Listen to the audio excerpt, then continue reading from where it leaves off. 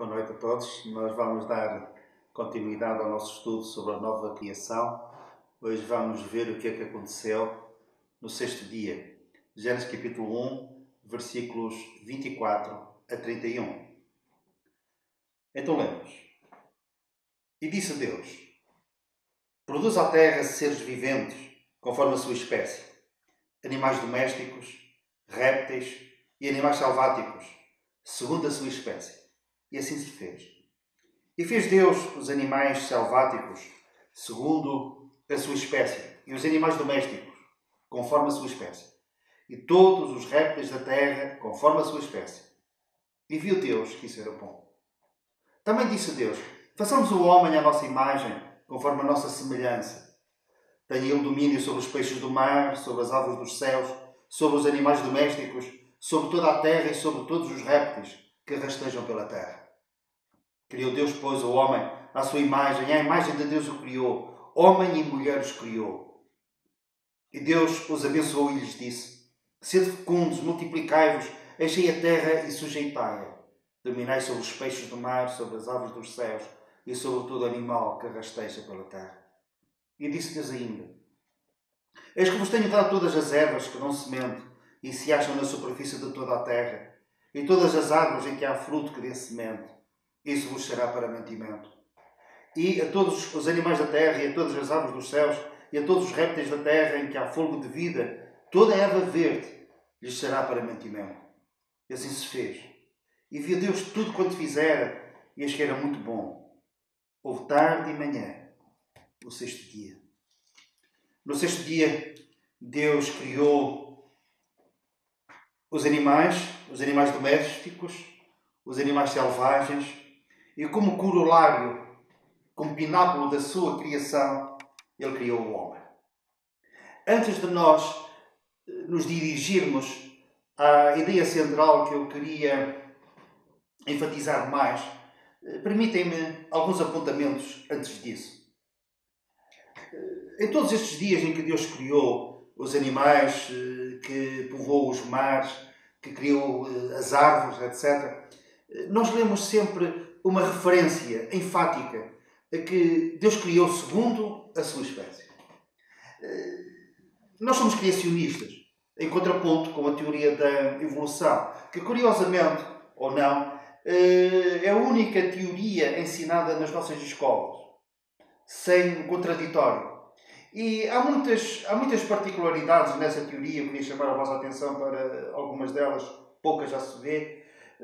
Inicialmente começarei por dizer que isso não passa de uma teoria, daí se chamar teoria da evolução. Nós também estamos de acordo com uma coisa: há muitos cientistas que defendem essa teoria, mas também há muitos cientistas que não defendem essa teoria, que se opõem, apesar de serem homens e mulheres de ciência. Claro que há estes dois pontos de vista, há outros intermédios, mas acima de tudo, as duas classes, aquelas que opõem, que confrontam as ideias nesta área, são a doutrina criacionista e a teoria da evolução. E os homens tentam, e ao longo dos séculos os cientistas têm tentado provar que o mundo não foi criado por Deus. No fundo, isto é uma tentativa para excluir Deus. Eu não digo que seja propositada. Há pessoas que acreditam nos seus princípios, acreditam naquilo que veem, acreditam naquilo que se diz que é científico. Mas me convém, antes de mais, salientar um facto, que é aqueles que creem em Deus não excluem, nós não excluímos a verdadeira ciência.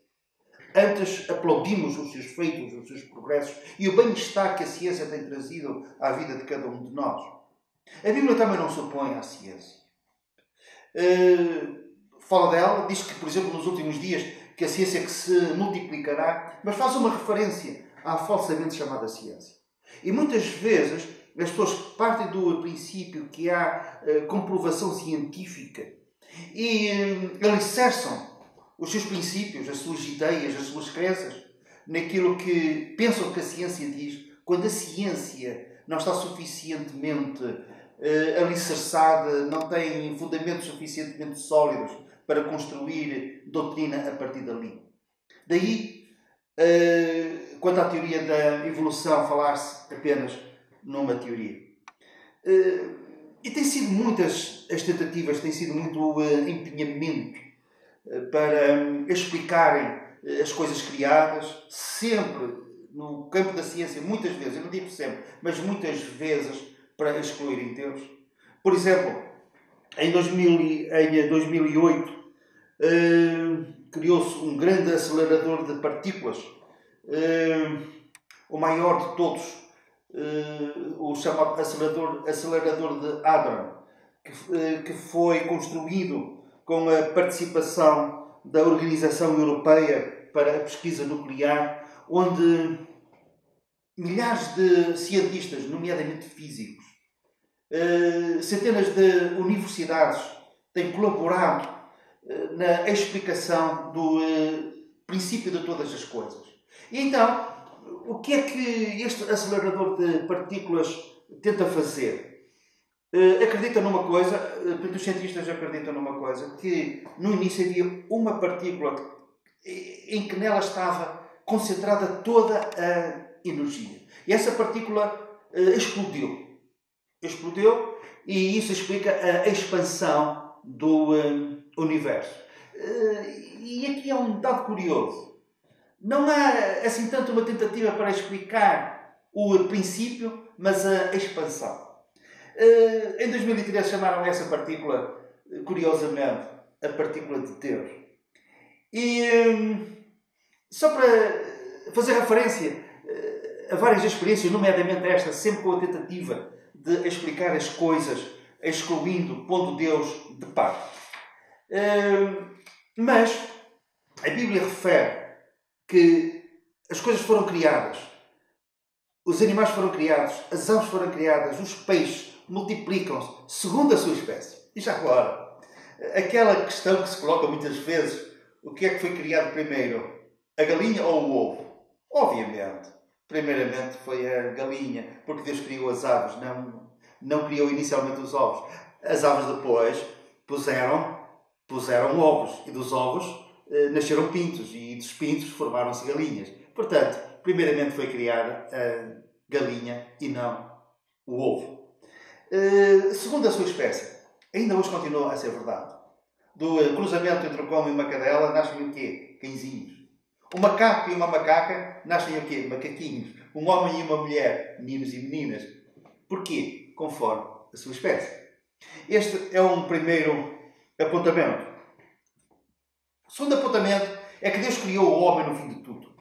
Mesmo no sexto dia, Ele criou os animais, portanto, criou os animais domésticos, animais selvagens, e depois criou o homem. Deixou o homem para o fim. Nós podemos dizer, bem, aquilo que era melhor, o apogeu da sua criação, o Senhor guardou esse bom vinho para o fim. Admito.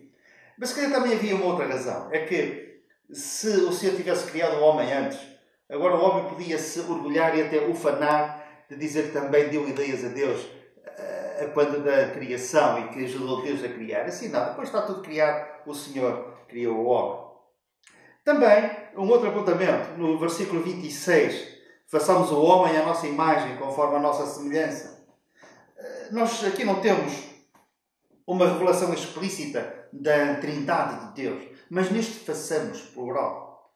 Isto é um sinal inequívoco da sua existência, da existência da Trindade de Deus. Há um nós dentro da divindade. E nós, que cremos no Deus da Bíblia, nós cremos na Trindade de Deus. Deus o Pai, Deus o Filho, Deus o Espírito Santo. E os três são um. O nós dentro da unidade. Pluralidade na unidade.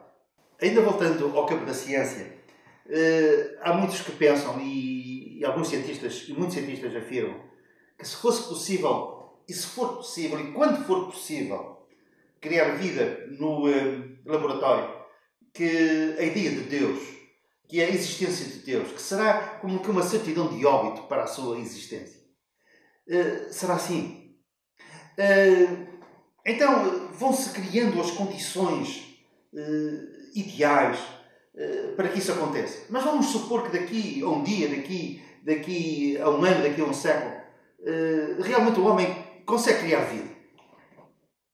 Deus morre a partir dali? Não. Isso apenas reforça a ideia de Deus. Reforça a ideia de Deus em quê? Que é preciso uma grande inteligência por detrás da criação da vida. E aí, uma vez mais, o dedo aponta para quem? Aponta para Deus.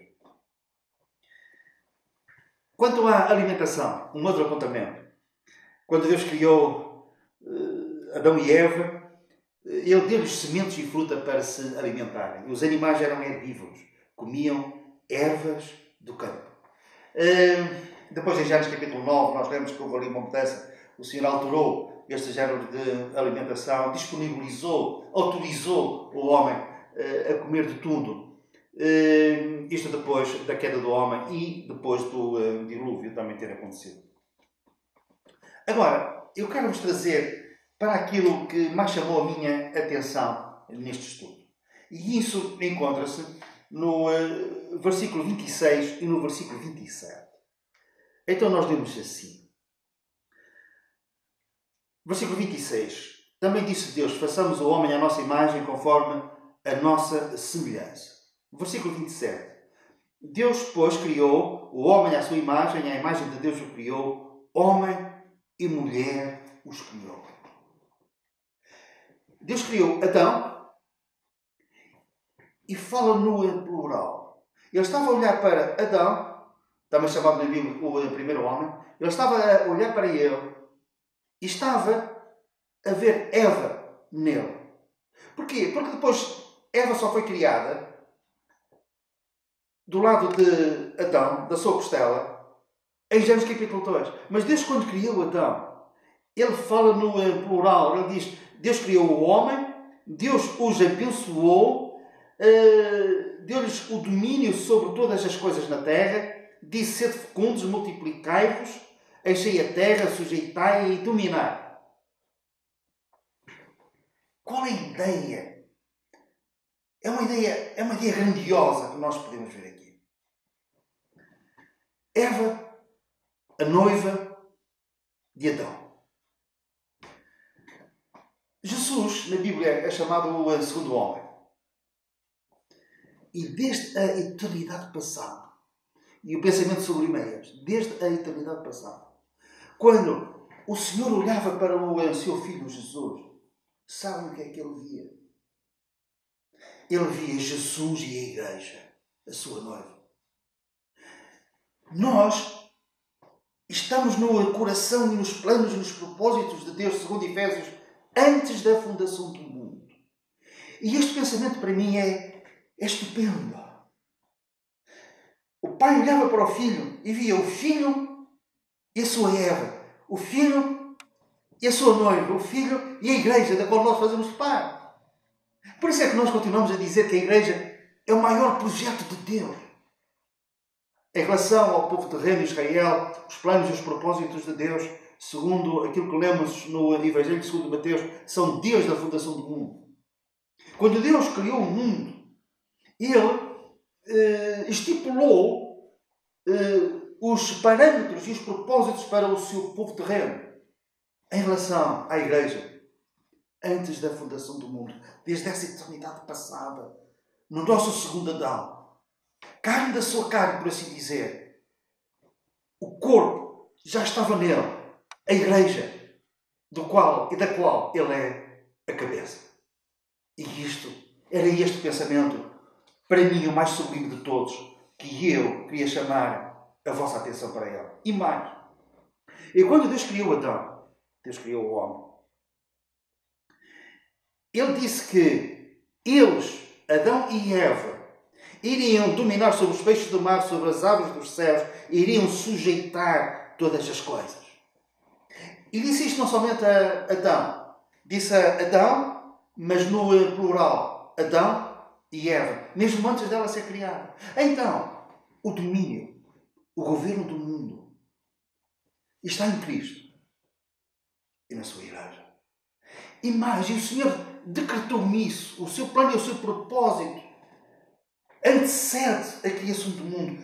Antes da fundação do mundo, nós não somente estávamos no pensamento de Deus, no seu coração, nos seus planos, nós já estávamos em Cristo. Nós já estávamos em Cristo. E este propósito maravilhoso para nós dominarmos, para nós governarmos, também já existia desde a eternidade passada, antes da fundação do mundo. Os reinos do mundo voltarão a ser do Senhor e do seu Cristo e da Igreja. Acrescentamos nós, baseados nesta passagem e também noutros versículos e noutros conteúdos bíblicos que nós podemos comprovar. Por isso é que Paulo diz aos crentes em Corinto: vós ireis julgar o mundo. Nós com ele reinaremos. Nós que agora sofremos com Cristo e por Cristo, também com ele reinaremos. O governo do mundo está sobre os seus ombros e nós, fazendo parte dele, sendo o seu corpo, também iremos sujeitar, também iremos governar, também iremos dominar. Há uma particularidade. Jesus está na cruz e a certa altura ele diz: está consumado. Também pode ser traduzido por está feito. Mas em Apocalipse capítulo 21, Jesus diz: tudo está feito. Há aqui uma diferença. Na cruz ele diz: está feito. O que é que estava feito? A obra da nossa redenção. A salvação da nossa alma. Mas, em Apocalipse, novos céus, nova terra, então tudo está feito. Há uma restauração de tudo. E os reinos do mundo voltarão a ser dele.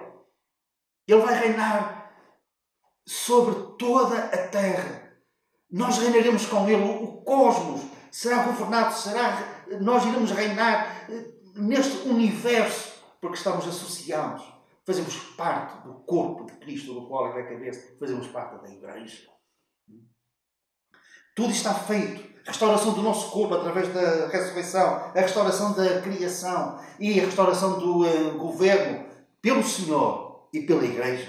Porque, repito, nós somos parte do seu corpo. O último apontamento, depois, é este. Melhor, eu queria salientar este pormenor que, para mim, é a teologia profunda, e eu sei, mas ao mesmo tempo também é uma bênção grandiosa. Uma bênção grandiosa. Nós temos que alargar a nossa compreensão deste mistério, daquilo que o Senhor é e daquilo que a sua Igreja é em Cristo.